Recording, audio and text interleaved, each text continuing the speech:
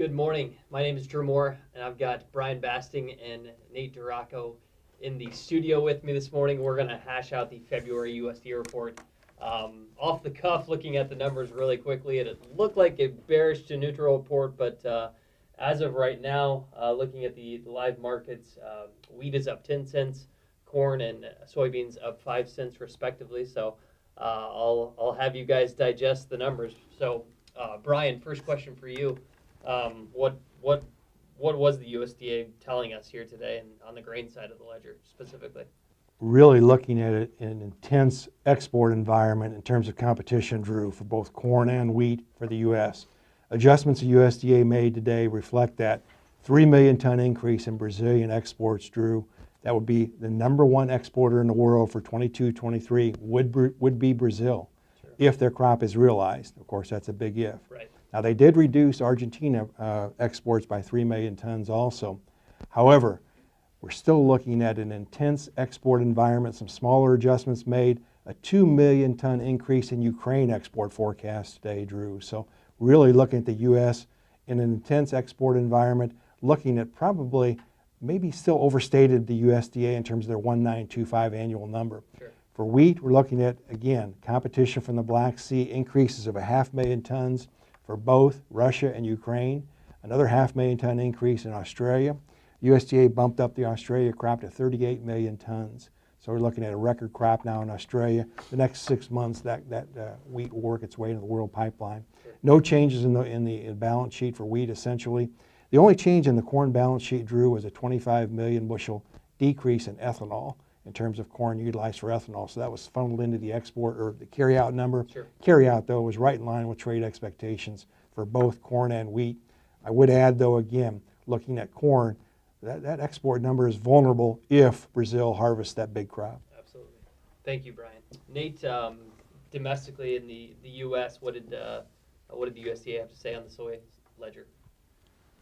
Not a lot of changes. I think we're still digesting, obviously, the South American impact on what if of our exports, along with some of the Chinese demand uncertainties, kind of post-COVID recovery. But sure, they did reduce our crush number 15 million bushels, which went right into the carryout. So carryout ended at 225. They took crush down to a 2.23 billion.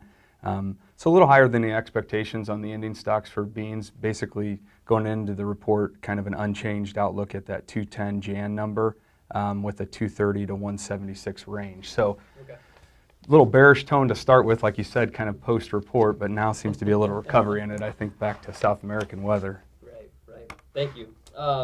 Brian, we asked a similar question last report. Obviously, South American weather is the big topic, specifically in Argentina with the recent dryness. So with that, how does that all play out in the world, schematic of how prices influencing global trade shifts, exports, obviously a big question mark, out of the U.S., but also Argentina and Brazil right now. What's your stance there with the whole soybean global situation? I would say starting out the next 30 days is going to be critical for that Argentina crop, Drew. Essentially here in mid-February, we're looking at close to the time period of mid-August in the U.S. Sure. And the viewers all know how important pod set and pod fill is. So there is some rain forecast for next week across Argentina.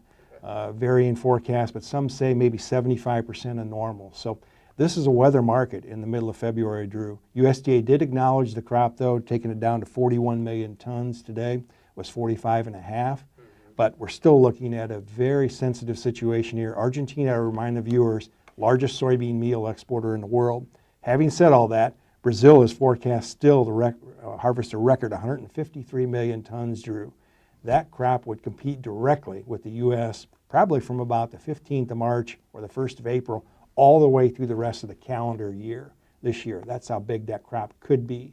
Sure. But we're going to have to wait and see. It's being delayed by some wet conditions up in the north. Right. So in a nutshell, I'd say the next 60 days on beans are going to be comprised of how big this reduction in Argentina is and how late the crop is in Brazil.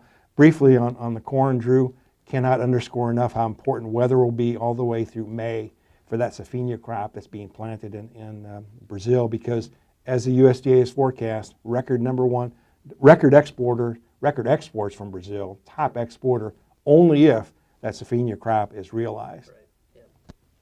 Yeah. Makes sense. Thank you, Brian.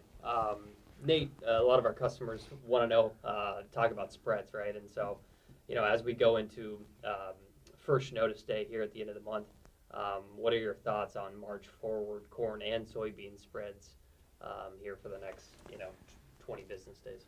Absolutely. I think Brian hit quite a few of them. It feels like the weather market, the dynamic uncertainty of not only Brazil harvest pace, Argentine production, and now some more of the implied what-ifs on Brazil's corn production. To me, given our tight carry-out, both corn and beans, lends support to these spreads here. Sure. Feels like the farmer selling in the U.S., we've seen some decent waves kind of end of the 22 calendar year into 2023. Sense is that's backed off a little bit, maybe waiting on that last or that next engaging of selling to post-planting time frame. Right. So I really buckle it down to, feels like we've maybe a little bit more bearish tone on the corn export picture, but now that you've got the uncertainty in that Brazil crop, which last time we saw a slow planting pace, not quite to this delay we're seeing this year, but that 2021 Brazil crop started out around 110 million metric ton, ended up 87. Right. Right. It took them till I think first week of March to get 50% planted in the country. So if we continue to see these delays through the month of February, I think it's going to be difficult to see a lot of weakness in the March-May spreads, despite the uncertainty of our export picture on the corn. Bean side of it, we're seeing Brazil very competitive despite the delays. We saw some vessels trade, I think, for April out of Brazil for $95 or 95 cent discount to U.S. So they still seem to be competitive. Crop size unchanged. Doesn't feel like a lot of people are challenging that overall Brazil production. Right. I think if we don't see that change like we saw last year, really changing maybe our Q3, Q4 bean export picture, it's a tight enough balance sheet, like I said, to support inverses. Interest environment's very different from the last couple years. So, it's hard for me to get real friendly to those bean spreads. Obviously, the crush margin, domestic crush environment is very profitable, so we're not going to see any, I think, slowdown from the desire for that capacity to buy beans. Sure. Makes sense. Brian, we talked a little bit about wheat earlier. Overnight, Russia's claiming that Ukraine's not abiding by the grain corridor, or it's not working in Russia's benefit, they noted. So any other noteworthy headlines that we should be cognizant of for the world wheat picture?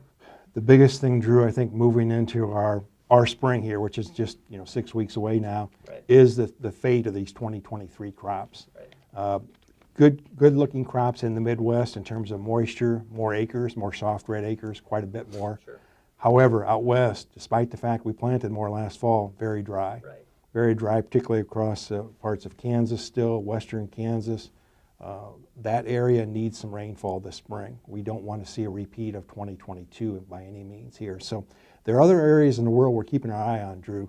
There is some dryness in Russia that bears monitoring. Again, I don't want to paint a dire picture here in mid-February, but the importance of Russia harvesting another big crop here in 23 cannot be underscored enough, because we're still looking at tight stocks worldwide. Sure. It's all contingent on 3 areas: Europe, the Black Sea, and the northern hemisphere in the U.S., I should say, Canada and the U.S. So, and then we'll look at the southern hemisphere later this year. But just one other note I'd add, Drew, whether you're talking about wheat, corn, or beans, from a producer standpoint, still some historically attractive prices. So really strongly encourage producers to defend their balance sheet and look at some risk management tools at this point. Absolutely. I agree 100%, Brian. Nate, last question for you before we wrap up.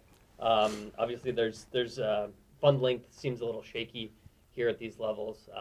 Specifically, if I look at soybean meal and some other commodities that we follow closely. What do you think the fund's appetite is to be an active buyer here, or are they ready to pitch? Yeah, it's. I think that that's obviously a big factor in the futures price, flat price movement here. If we see over the next couple months, Sure. I think everything we highlighted today, still plenty of uncertainty, a fragile global balance sheet, justifies some of the length we've seen them build over the last couple months. Really, with the start of the South American weather issues, you know, the oil meal complex goes back to the renewable diesel, maybe a disappointing, when was that, November, December, EPA. So we saw them shed some of that oil length, and now the Argentine picture has become more of a meal story. We did see, I think, the first reduction in about an 8-week stretch in their meal length. So some of the, I think USDA reduced the Chinese overall crush demand in the report today. So there's a lot of give and take in it. I think if we can get through this month of February without continued concern on South American production, maybe, if the corn story becomes more of a production risk, you know, I think it's going to be hard for them to shed length, but overall it feels like we got to get into the U.S. growing season before there's a real clear direction on it's no good anymore. Right. So. Right. Makes sense. Makes sense. Thank you guys very much for this. It was very insightful, and thank you for watching. Have a great day, and we'll talk to you soon.